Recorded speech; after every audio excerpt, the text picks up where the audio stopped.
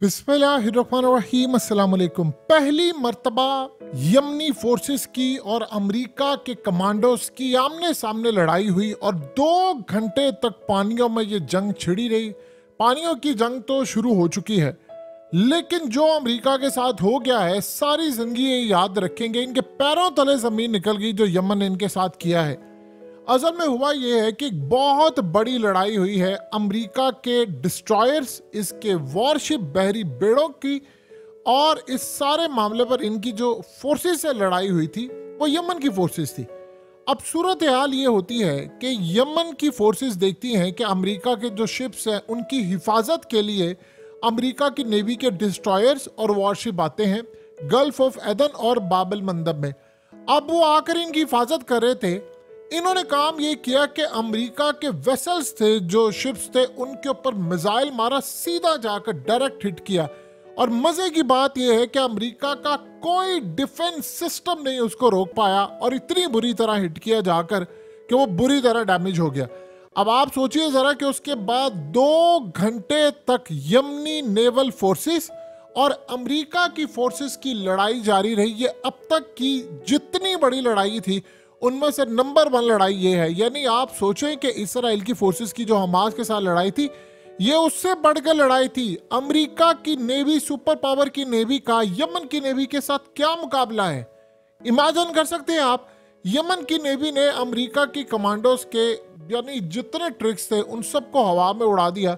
इन्होंने अमेरिका के वेसल्स को हिट किया और अमेरिका के जो वेसल्स थे वो भाग गए यहाँ से, यानी दोनों को भगाने पर मजबूर कर दिया। और उसके बाद जब उन्होंने देखा तो इस वक्त फिर इन्होंने मिसाइल हिट करना शुरू किया, बैलिस्टिक मिसाइल हिट किए और उसके बाद मारते गए अमेरिका ने उसको रोकने की कोशिश की। 2 घंटे तक ये लड़ाई जारी रही। वो इनको मिसाइल मारते रहे, ये रोकते रहे, वो इन पर हमला करते रहे, ये बचाते रहे। और करते करते उन्होंने कहा कि आज जंग छिड़ती है तो छिड़ जाए। वो छिड़ चुकी थी पानियों में। देखिए, पानियों की जंग शुरुआत हो गई जब 2 फोर्सेस आमने सामने लड़ रही हैं। आप सोचिए अमेरिका की फोर्सेस भाग गई हैं। कभी आपने इस जिंदगी में सोचा था अमेरिका यानी दुनिया की सुपर पावर जो कहता है मैंने दुनिया पर राज करना है, चाइना इस सारे मामले को देख रहा है, रूस देख रहा है, और वो ये देख रहे हैं कि अमेरिका की नेवी की फोर्सेस यानी नेवल फोर्सेस, इतने कमांडोज, इतना उनका सब कुछ, हमारे पास डिस्ट्रॉयर है, हमारे पास टेक्नोलॉजी, हमारे पास फलाना है। 2 घंटे तक यमन की फोर्सेस ने उन पर मिसाइल, बैलिस्टिक मिसाइल समेत दूसरे मिसाइल हिट करते रहे और इनके जहाज भागे वहां से। यानी वो इनको बचाकर उन्होंने असल में रेड सी क्रॉस करके आगे ले जाना था, उन्होंने जाने नहीं दिया इनको। फिर उसके बाद अमेरिका की फोर्सेस के ऊपर भी हमले किए, कुछ उन्होंने मिसाइल रोकने की कोशिश की और बाद में अमेरिका अपनी फोर्सेस, डिस्ट्रॉयर, सबको लेकर भाग गया। एक होता है कि आप पर हमला होता है तो आप जवाब देते हैं, आप अगले का कुछ नुकसान करके आते हैं, आप भाग गए वहां से। यानी आप ये सोच लें कि यमन की जो मिलिट्री फोर्सेस है उन्होंने मिसाइल मारे, 2 घंटे तक वो इन पर मिसाइल मारते रहे और ये ऑपरेशन जारी रहा। और उसके बाद सारी सूरत हाल में अमेरिका की फोर्सेस यहाँ से भागी और उन्होंने फिर जाकर कहा जी हम पर हमला किया, फलाना किया। ये अब तक का सबसे बड़ा अमेरिका के लिए झटका था। अमेरिका ने अपने ख्वाबो ख्याल में भी नहीं सोचा होगा कि यमन के बहरी बेड़े और या न्यूक्लियर नहीं है या वो चीज़ें नहीं है तो ये हमसे लड़ाई करने के लिए आगे आ गए हैं। सवाल ही पैदा नहीं होता कि वो इनसे जी सकते थे। लेकिन बहरहाल उन्होंने दुनिया को ये दिखा दिया है कि हम अमेरिका के साथ क्या हाल कर सकते हैं। अमेरिका की जहाज़ों को, उसके तमाम प्लान्स को समंदर में गर्क करने की उनकी पूरी सलाहियत है। अब अमेरिका चीखता रहे, जो मर्जी कहता रहे, ईरान इसकी बैक पर था, फलाना उसकी बैक पर था, वो जी चाइना भी सपोर्ट कर रहा है, वो जी रशिया भी कर रहा है, फलाना कर रहा है। बहरहाल दुनिया ने एक चीज देख ली है कि इतना बड़ा मार्का हुआ, अमेरिका के नेवी सील के कमांडर्स भाग गए, अमेरिका के जहाज तबाह हो गए, हिट किया, उसको डायरेक्ट हिट किया, मिसाइल मारे गए, 2 घंटे क्लैशेस रहा, 2 घंटे तक लड़ाई जारी रही और अमेरिका की फौजें भागी। बहरहाल अमेरिका के लिए अब तक का ये सबसे बड़ा झटका था। अब यमन इनके साथ करना क्या है? देखिए, आज अमेरिका ने अब तक के जितने भी यमन के हमले हुए हैं, जितने भी हमले थे, यह सबसे ज्यादा खतरनाक हमला था, क्योंकि बराह रास्त आपके पास मौका था कि आप उनकी बॉर्डर्स तबाह कर सकते हैं, आप उनकी बहुत सारी चीजें तबाह कर सकते हैं, आप उनके लोग तबाह कर सकते हैं। 2 घंटे तक अगलों ने आपको घेर के रखा, जाने नहीं दिया। और आपको मारते रहे बजाय आप ये बता रहे थे कि आप लड़े, आप जान बचा रहे थे अपनी। अब बताइए अमेरिका के साथ क्या है।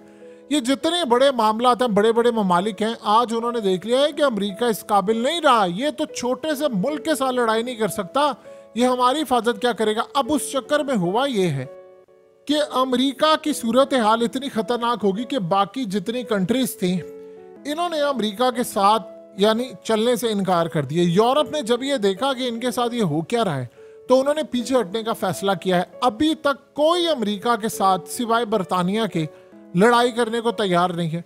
अब अमेरिका के लिए सबसे बड़ा जो इस वक्त वजूद के लिए उसका खतरा ये बना हुआ है कि अमेरिका अब ज्यादा देर तक ये लड़ाई कर नहीं सकता, यानी ये कहीं ना कहीं उसको घेर लिया गया है। और आप ये सोचें कि अमेरिका ने क्या मिसाइल फायर नहीं किए होंगे, क्या अमेरिका ने बहुत सारी चीजें तबाह करने के लिए हमला नहीं किया होगा, तो फिर अमेरिका के मिसाइल और ये चीजें हिट क्यों नहीं कर रही।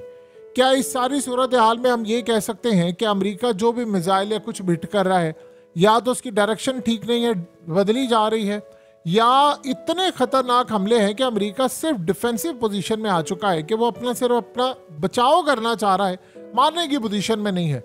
अब जब इजराइल को ये बात समझ आ गई है, अब सोचे जरा इसके बाद हुआ क्या है। जब ये सारे का सारा मामला हुआ तो पानियों में जंग छिड़ गई है। पानियों में जंग छिड़ने का मतलब है कि अब ये लड़ाई बढ़ रही है, अब ये लड़ाई बढ़नी है। यमन का जो कॉन्फिडेंस है वो आसमान पर पहुंचा हुआ है। उन्होंने असल में तहिया किया है कि हमने अमेरिका को मारना है, हमने अमेरिका को छोड़ना नहीं है। अब जैसे ये मामला हुआ उसी वक्त कतर के अमीर का बयान आया, उसने कहा कैदियों का ये जो तबादला नहीं हो पा रहा है इसमें सबसे बड़ी फसाद की जड़ अगर कोई है तो वो इसराइल है। अब आप सोचे जरा कि इसराइल काम क्या कर रहा है, बजाय यहाँ पर वो मामला उसने देखा खराब हो गया, वो अब लिबनान वाली साइड पर उसकी तैयारियां हो रही हैं कि यानी इस वक्त पूरी तरह वहां पर लड़ाई करने के लिए तैयार है। और सबसे बढ़कर अजीब मामला ये है कि उसने जंग के लिए वहां पर भी बिगल बजाना शुरू कर दिया है कि मैं लिबनान की साइड से भी लड़ाई करने को तैयार हूं। देखिए ना तो अमेरिका की तैयारी थी ना इसराइल की तैयारी थी। अभी यमन ने अमेरिका को पकड़ लिया है गले से, यानी चाइना इतना खुश है, उसकी लॉटरी निकल आई है। ऐसा नहीं है कि चाइना अमेरिका को तबाह नहीं कर सकता, लॉटरी निकल आई है चाइना की और रशिया की कि कोई ऐसी ताकत आ गई है जिसने मिडिल ईस्ट के अंदर इसको गले से पकड़ा है। अब अमेरिका के लिए जितनी बड़ी ताकतें हैं मिडिल ईस्ट के अंदर, जिसको अमेरिका ने कहा कि मैं तुम्हारी हिफाजत करने के लिए आऊंगा, उनको ये पता चल गया है कि ये यमन का मुकाबला नहीं कर सकते, ये ईरान का नहीं कर सकते मुकाबला, ये भूल जाए। और मजे की बात यह है कि अमेरिका ने इस खित्ते के अंदर जिन जिन को हथियार दिए हुए, जिन जिन को टेक्नोलॉजी दी हुई है, वो सारी फेल हो गई है। क्योंकि देखिए यमन के मुकाबले में अमेरिका के पास जो टेक्नोलॉजी, हमेशा याद रखिएगा, जो चीजें होती हैं वो किसी भी दूसरे मुल्क को जब देता है तो उसका लोअर वर्जन होता है। यानी मिसाल के तौर पर आप ये कह सकते हैं कि एक क्लास होती है उसको आप देते हैं सी क्लास, यानी बी भी नहीं देते, सी भी नहीं देते, उसमें मॉडिफिकेशन करते हैं, चेंज करते हैं, हथियार वो देते हैं, डाटा वो देते हैं और सारा कुछ देते हैं। तो जब आपका एक क्लास काम नहीं कर पा रहा तो आप बताइए आपने क्या खाक काम करना है दूसरों के लिए जाकर। एक सिंपल सी बात है ना। अब ये लड़ाई नहीं कर सकते। अमेरिका का तो ये तय हो गया है कि अमेरिका के साथ बहुत बुरा होने वाला है। और अमेरिका के नेवी कमांडर्स, यानी अब देखिए 2-3 दिन पहले जब इनके नेवी सील के कमांडर्स के बारे में कंफर्मेशन हुई कि उनको भी यमनियों ने मारा था, ना अमेरिका अपने कमांडोज बचा पा रहा है, ना वो इसराइल को बचा पा रहा है। यानी आप ये देखिए सबसे बड़ी सूरत हाल है, वो अपने आप को नहीं अब बचा पा रहा। सोचिए उसने ऐसी जंग में अपने आप को धकेल दिया है जहां पर अब अमेरिका अपने सर्वाइवल की जंग लड़ रहा है, यानी अपने आप को वो चाह रहा है कि भाई मेरी जान बख्शी जाए। यमन ने असल में अमेरिका की सारी एक्टिविटीज को ट्रैक किया हुआ है, रेडार सिस्टम के थ्रू जैम करने की सलाहियत है। ये सोचा नहीं था हमने कभी कि यमन के पास ऐसी टेक्नोलॉजी आ जाएगी जिसमें वो अमेरिका को गले से पकड़ेगा। अब यमन का जो सही मायने में टारगेट ये है कि उन्होंने अमेरिका के जहाज तबाह कर रहे हैं, और चाइना ने इसमें हैविली इन्वेस्ट किया है इंफॉर्मेशन के लिहाज से कि किसी तरह अमेरिका के डिस्ट्रॉयर तबाह वो कर दे ताकि बाकी ममालिक को चाइना अप्रोच करे। देखिए जो बाकी ममालिक है मिडिल ईस्ट के अंदर या दुनिया भर के अंदर, वो ये सारा मार्का देख रहे हैं, वो ये चीज देख रहे हैं कि इसकी टेक्नोलॉजी के पीछे ईरान का हाथ है और ईरान के पीछे चाइना का हाथ है। अगर ये तबाह करने में कामयाब हो जाते हैं, जो कि ऑलमोस्ट ये हो गए थे कल, हो सकता है देखिए आज आप बचे हैं, आप हिट किया है, उनके पास जो मिसाइल है उनकी इंटेंसिटी बहुत ज्यादा नहीं है कि वो बिल्कुल डबो दे, लेकिन अगर आपने मिसाइल जाकर हिट कर दिया है तो इसका मतलब है कि आप उस लेवल पर आ गए जहां पर आप कल को एक बड़ा मिसाइल भी हिट करेंगे तो सब कुछ तबाह हो जाएगा। ये बड़े ममालिक ये देख रहे हैं कि अमेरिका के साथ ये मामला सारा चल रहा है, तो कौन सा मुल्क है जो पीछे ये सारा कुछ जश्न मना रहा है? वॉल स्ट्रीट जर्नल ने तो हालिया ये बात की थी कि ये सारा कुछ अमेरिका का किया धरा है। अब बड़े ममालिक ये देख रहे हैं कि अगर अमेरिका ये मैनेज नहीं करेगा तो ये जाकर उनको ऑफर करेंगे कि आपके मिडिल ईस्ट में अड्डे हम देते हैं, हमें आप अड्डे दें और हम आपको हिफाजत करके देंगे। क्योंकि देखिए अड्डे उनको दिए जाते हैं जो ताकतवर हो और जो टेक्नोलॉजी में एडवांसमेंट हो। अब जिन ममालिक को अमेरिका ने टेक्नोलॉजी दी है उनके मुकाबले में इन्होंने जो टेक्नोलॉजी या हथियार जो इस्तेमाल किया हाई लेवल के, लो कॉस्ट और हाई क्वालिटी, वो आप बताइए अमेरिका को नहीं छोड़े तो वो उनको क्या छोड़ेंगे? इसके बाद अगला मरहला ये होगा कि अमेरिका के जहाज और चीजें तबाह करके वो इनको कहेंगे हम आपसे अड्डे लेते हैं, आप हमें अड्डे दें, हम आपकी हिफाजत करेंगे।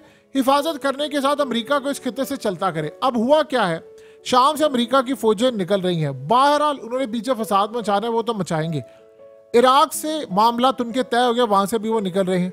ये दो ममालिक से निकलने के बाद अब बाकी रह गया मिडिल ईस्ट के अंदर, वहां से भी आहिस्ता से अमेरिका के अड्डे फारिग होंगे। देखिए पहला स्टेप ये हुआ था कि अमेरिका को कह दिया गया था कि आपने यमन के खिलाफ हमारे मुल्क से अड्डे इस्तेमाल नहीं करें, इसलिए उन ममालिक पर हमला भी नहीं हुआ, ना उसकी लड़ाई हुई। वाइज डिसीजन था। यहां तक तो अमेरिका की बात समझ आती है। नंबर 2 क्या सूरत हाल? नंबर 2 सूरत हाल ये है कि अमेरिका को अब अपनी पॉलिसी चेंज करने की जरूरत नहीं है। अमेरिका अपने आप को बचा ले, बड़ी बात है, वो अपने आप को तबाही से बचा ले, यही बड़ी बात है। अमेरिका ने अब फैसला ये किया है कि मैंने किसी ना किसी तरह इसको सबक सिखाना है। ये कल जो हुआ मामला, तो जो वहां पर कॉल आई, मेडे कॉल आई, तो अमेरिका की फौज के जो लोग थे उन्होंने प्लान किया था कि हम यमन को तबाह करेंगे और ऐसा पैगाम देंगे कि उसके बाद बाकी जहाज़ों को भी हम सिक्योरिटी देंगे, कम से कम हम इनकी मोनोपोली तोड़ें। अब वो तोड़ने के चक्कर में खुद हमला करवा बैठे, खुद भागे। पहली मर्तबा ऐसा हुआ, हमने देखा कि अमेरिका की फोर्सेस नेवी के जो लोग हैं वो वहां से भागे हैं। चाइना के पास ये जो टेक्नोलॉजी यमन के पास है, कम से कम उससे 1000 गुना ज्यादा एडवांस टेक्नोलॉजी है। तो सोचिए जरा, अगर यमन जैसी एक आम सी ताकत अमेरिका को गले से पकड़ लेती है, उसको भगा लेती है, तो चाइना ने इनका क्या असर करना है? चाइना तो इनका बाप बन चुका हुआ है। आप जानते हैं कि उधर इजराइल के अंदर क्या हुआ? ये लड़ाई इजराइल को या तो हारनी पड़ेगी या मैदान से बाहर होना पड़ेगा।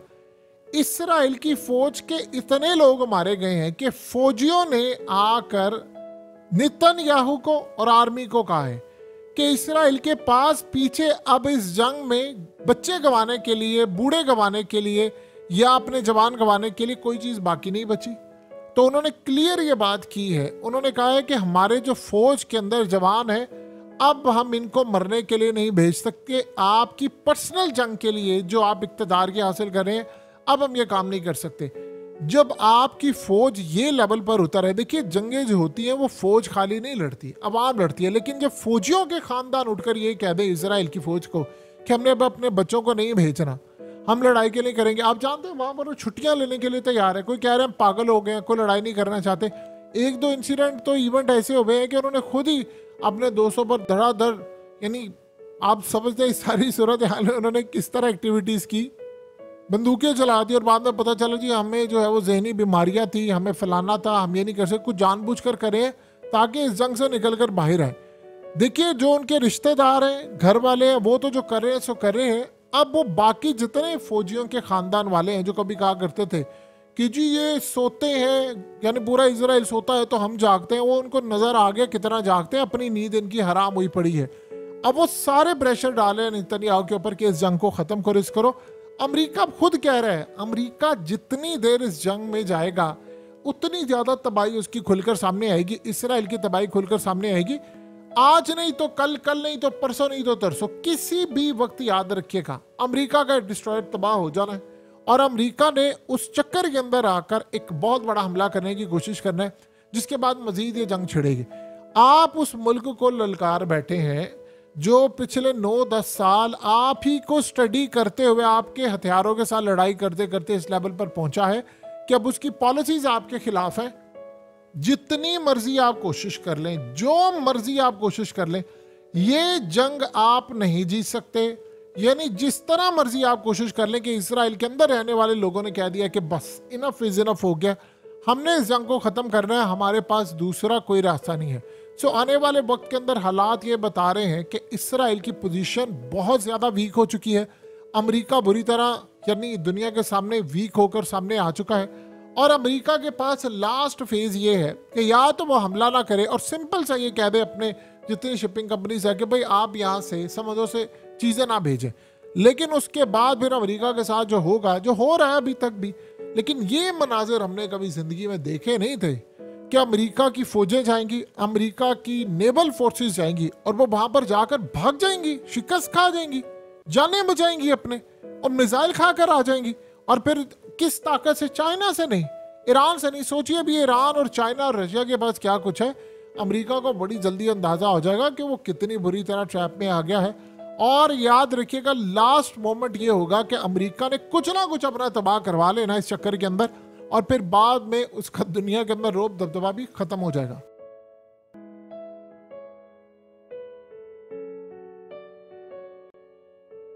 हकीकत टीवी को सब्सक्राइब करना मत भूलें, वीडियो को लाइक करें, शेयर करें और कमेंट सेक्शन में अपनी राय का इजहार जरूर करें।